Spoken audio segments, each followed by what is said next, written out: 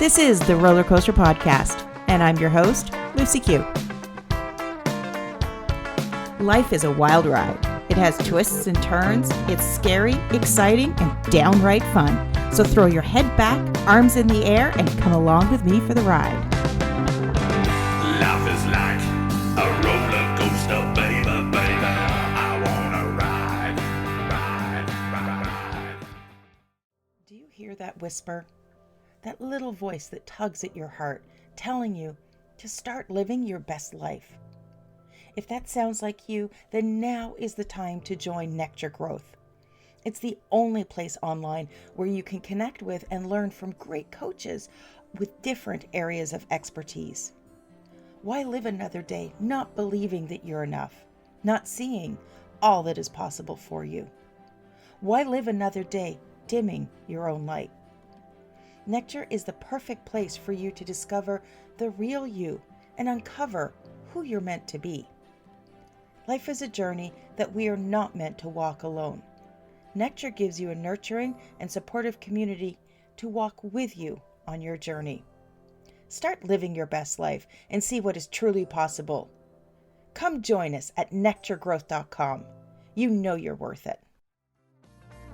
Ride.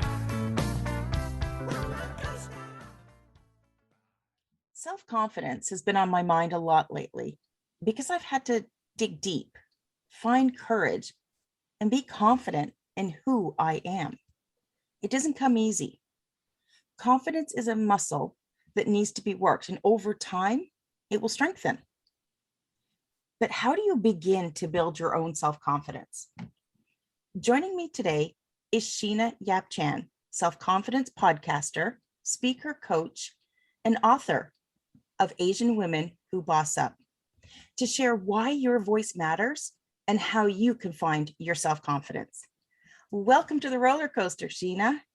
Hey, Lucy, thanks so much for having me. And can I say, you have an amazing voice. Oh, thank you. There's some people that I've listened to that I find their mannerism for speaking very calming. So I do practice a bit. And, having recorded over 200 podcasts, you get a little practice in there. So let me ask you, Sheena, why did you start exploring self-confidence? Well, it started with my own self-confidence issues. I was trying to find a support system, especially for Asian women, because I know there were so many suffering. And growing up in Toronto in the 90s, I never had any female Asian role models to look up to. So I never felt like I was enough. And so when I couldn't find any support system, I realized I just had to create it, even if I had no idea what to do, even if I'm starting from zero. And that's when my podcast called The Tao of Self-Confidence was born. I started interviewing, Asian women about their journey to self-confidence, how they're able to overcome obstacles to be who they are today, to be the confident person that they are today. And these are all very, real, authentic stories. There's no script, nothing. It's just really women sharing their stories. And, you can hear women who have been through cancer, rape, domestic abuse, bankruptcy, to being the confident woman, to being successful women. And it's really important to share stories like that because we all go through stuff, especially as women. We're so afraid to ask for support, even though we need it. And so just creating this was a support system for self-confidence and finding different ways to build confidence, because not one way will work for every single person. Each and every one of us are different. So there's going to be different ways we build confidence. What may work for me might not work for you. And so I've interviewed over 700 Asian women on this topic of self-confidence. And so you could at least relate to one person. Even if you're not Asian, it's fine, because as women, we still go through similar things, right? As women, we tend to overthink and overanalyze, which stops us from taking action in our own dreams. And because of that, women face a huge confidence gap over men. Let's say, if a man and a woman go and apply for a promotion at work, right? The woman is 110% ready, while the man is 30% ready.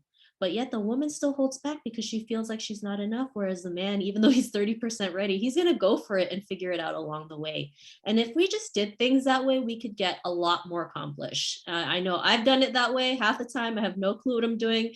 I make lots of mistakes, but I learn from them and I keep moving forward and I still get results. Why? Because I'm just taking action instead of overthinking everything, which I usually do. So this is why confidence is I can so relate. important, because as women, we just need to see our worth and see that, we are worthy to go out there and do the things that we want. Especially the pandemic has really affected women a lot more than men. It's been such a huge slap in the face for women. I mean, in Canada alone, women have lost their jobs 100 times more than men since February of last year.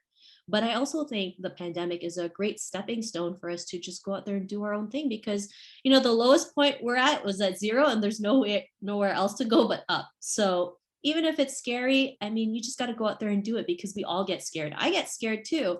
I mean, I have, I go through lots of fears, but it's learning to push through them that matters the most. And, finding a support system that can help you push through those fears, because you don't have to do this alone. The more we can work together as women, the more we can elevate each other and create the change that we deserve. So that is why I love talking about self-confidence. And it is so important. And I just want to go back to the point that you made about asking for support. Um, that's something I've only recently been able to start to do. And that might surprise people, but it was only, in fact, yesterday, something very emotional, sort of traumatic happened to me. And I did something that I don't recall ever doing before. And that's when, at first my husband said, okay, well, how are you doing? I didn't do what I normally do and said, I'm fine. I said, I hurt. And when a friend asked me, hey, what's going on? And I told them, and they came back with, you don't deserve that. These are the ways that you've helped me. I want to help you. So the minute that I allowed myself to be vulnerable and said, hey, wait a second, I'm not okay. At that moment, I was able to see the support that I had around me. It's uncomfortable because, and I'm still trying to work through those feelings of why I'm uncomfortable accepting help. Maybe that comes down to, some sort of feeling around feeling weak, not strong, not good enough. But it's a really nice feeling to be able to have a soft place to land. Yeah, totally. And people don't realize our vulnerability is our greatest strength, right? Sometimes when we can just say, hey, I'm having a bad day, it can be a good thing, because there's other people who are having bad days, and it makes us feel like, you know what, it's okay to have a bad day, because we're human. Especially the pandemic, right, has really affected our mental health, right? We're a little bit more Yeah. paranoid, we're a little bit more scared because we have no clue what's going on. And it's okay to say, hey, you know what, I'm not at my best, right? When the lockdowns happened here in Toronto, I just wanted to hide from. I literally hid from the world. I just decided to binge watch on Netflix, and I just felt like it was the end of the world, and it didn't feel like I wanted to do anything at that moment. Yeah, and you're absolutely right. This past year and a half has affected women much more than anyone is paying attention to, because in most households, the women are the primary caregiver. The women are typically earning less than their husband. So if somebody has to stay home with the kids, it's the woman. And that's led to, if their job wasn't adaptable to be working at home, then they may have lost their job. But even if they could work from home, they're still trying to balance their job with kids being at home and kids needing to attend school online. So the stress for women has, I don't even know if it's quadrupled or more than that, gone up 200%. But it's really a time where I think we as women have to come together and support each other rather than that sort of traditional tearing one another down. I agree. I know sometimes we can get catty and get jealous of each other, but really it's all about helping each other out, and just, yeah, just keep on doing the same, just keep on talking about it, and just taking action on what you say. I know sometimes it's not easy, it's challenging, but if none of us start, nothing will ever change and it'll get worse. And so, this past year and a half too, like I've been able to connect with so many women, work with them, and be able to connect with so many, organizations that really want to empower women. And it's just such a great feeling when you can just connect with women who just have the same mission as you, right? To elevate each other, and it just makes a huge difference. And you made a point earlier on about how men may only be 30% ready for a job interview or a promotion, but they don't think about that. They just go ahead. And it's not easy, but it is something that you just have to be able to start and take that risk. I mean, you can probably relate to something like the podcast. I had no clue what I was doing, when I started on episode 1, but I just started and I was okay just to figure it out along the way. People would ask me, what's your podcast about? I don't know, figuring it out, just having some fun. But and it took time, and the more you start working at something, it does become easier, and you figure things out that work for you. It's always good to look at how other people have found success, but you still have to make that work for who you are, because we're each very different individuals. Yeah, I totally agree. And when it comes to self-confidence and Asian women, is that unique? Is it a different form of self-confidence issues that you're dealing with? Is there like a cultural influence that comes into play? Yeah, I mean, as Asian women, we've been told all our life to live one way, right? If something traumatic happens to us, we don't talk about it, we just keep it to ourselves. And that's why the recent racial attacks against Asian, women are more targeted than men. They're, 2.5 times more likely to get targeted for an Asian hate crime versus men because of this, because we've been seen as quiet and submissive and obedient, or treated as sex objects. And so, because of that, people will think, oh, if I target her, she's not going to say anything because she's Asian. So, it's really important for me to create a stronger representation, showing them like you don't have to be what you're told to do. You can be an entrepreneur, a singer, a dancer, whatever you want to be. Sky's the limit. And so, it's really important to create a stronger representation, especially in different forms of media, right? I started with the podcast, just interviewing all these amazing Asian women from all over the world about their journey to self-confidence. And then I co-created a book called Asian Women Who Boss Up, which is this one. Well, I'm showing Lucy, but you can check it out on my website later. But I mean, to have 16 Asian women on a cover of a book is very powerful, because even up till now, I haven't really seen that many Asian women on a cover of a book. And the front cover is just as important as the stories, because we just, as women, we need to see someone that kind of looks like us, just be able to forge their path and be successful. And there's been reports where women are more likely to forge their own path when they see other women succeeding. It's just psychological. I have no idea. I just read stats about Yeah. that.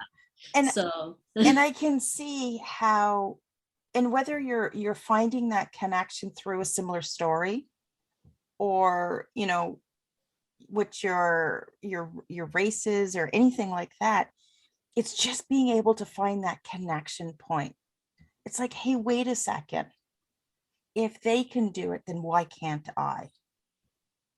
And I think that's one of the most powerful messages that we need to share as we grow and as we develop our own self-confidence.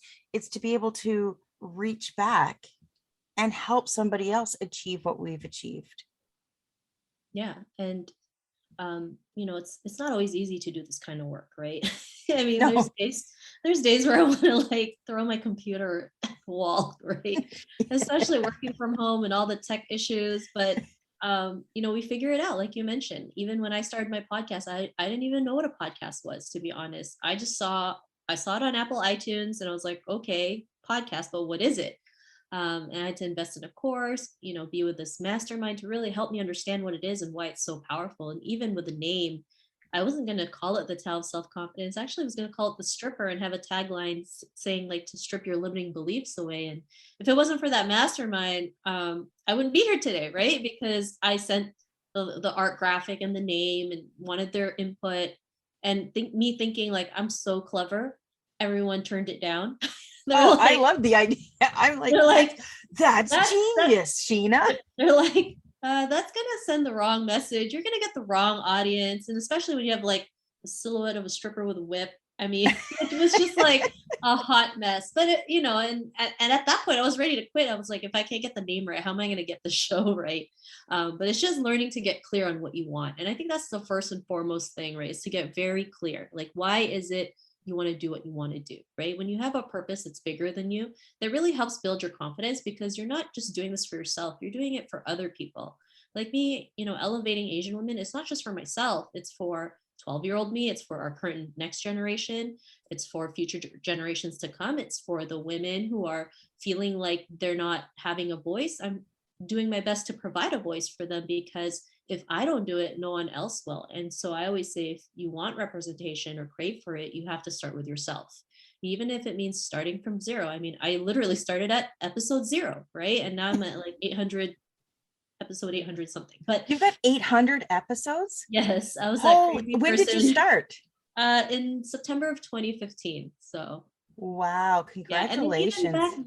even back then, there was hardly any Asian people podcasting, and I was like, oh my goodness, I might be the only Asian person podcasting here. Like, it was so Kudos. crazy. Like, now it's been amazing to see so many, just Asian women and men just going out there creating their own podcasts and, just talking about from movies to business to finance, like so many different topics. I mean, I even created like an ultimate list of, Asian podcasts to listen to because I couldn't find anything on like the internet that would showcase all of these Asian podcast shows. And I was like, okay, I need to start creating something so that if anyone's looking, it's there.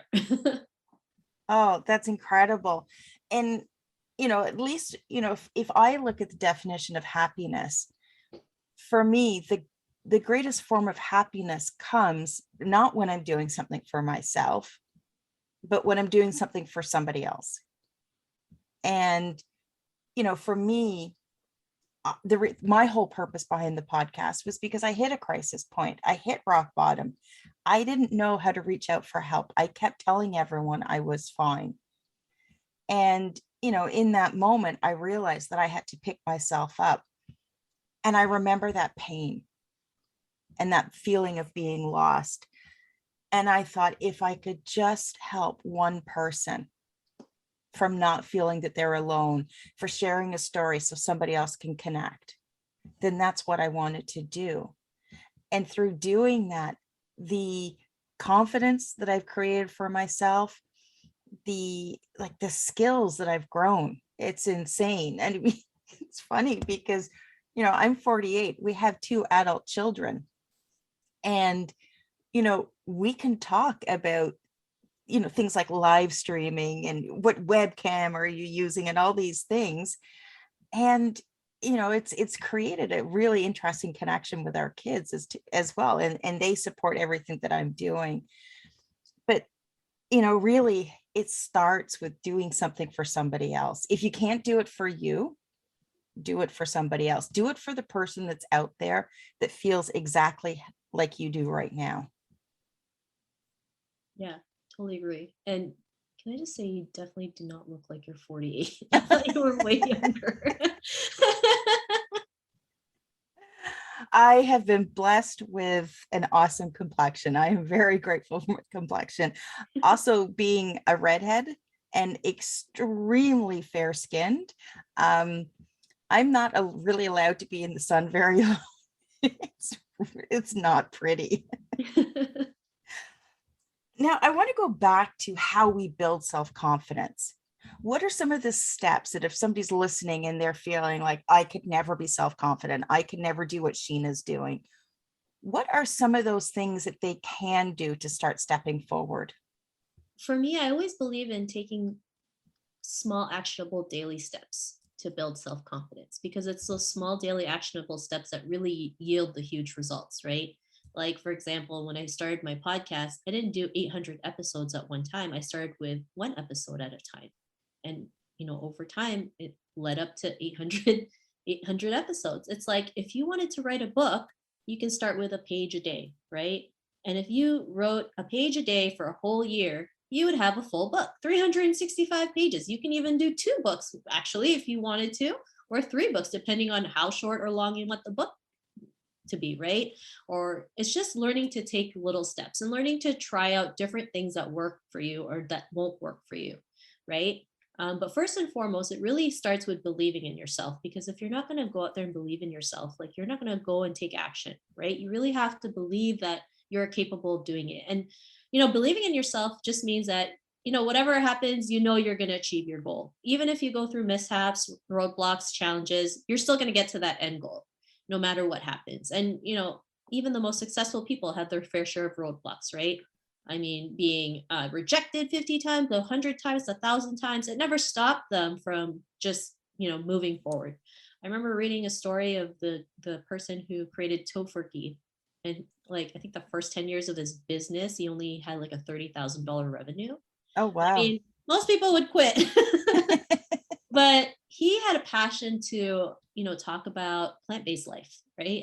And promote plant-based life. And now Tofurkey is like a multi-million-dollar, business. So not most people would be able to put up with that, right? It's true. This is called the road less traveled for a reason. Yeah. Even the Toronto Raptors, right? Our beloved Toronto Raptors took like over 20 years to get their first championship. Yeah, they Right? did. But they made it happen regardless of what the circumstances are, even if they were being booed at or called, being called as a bad team or whatever it is, right? They still got to win a championship. And so just learning to just take little steps, can really build confidence, right? If it means just setting a small goal for yourself and creating it, then that's great. So like today I said, I'm going to reach out to 20 people and announce to them that I have my book out, and if they could buy a book from me as a support. Okay, I sent it out to 20 people. One came back and bought a book. Nice. So it's simple, but it's for some people it's not easy. I know, because sometimes it's really hard to go out there and make that first move. But I believe I have a book that's very important to share, because the diversity in books is still very underrepresented. And so I want to create more diversity, right, by showcasing this book. And if it means I have to email, 20 more people, I'll do it, right? Because the worst case scenario is they'll say no, or fuck off, or they'll just ghost me, right? And if I can handle that, I'm okay. And that's it, is that you kind of have to take your steps forward and believe in yourself, but you have to be okay with whatever that outcome is. Yeah. And so, I mean, you can even start as maybe reaching out 5 people a day, right? If you reached out to 5 people a day, make connections over a year, that's over 1,000 people you've connected with, and you just don't know who you could connect to, right? That could give you your biggest opportunity, but you won't know unless you go out there and try.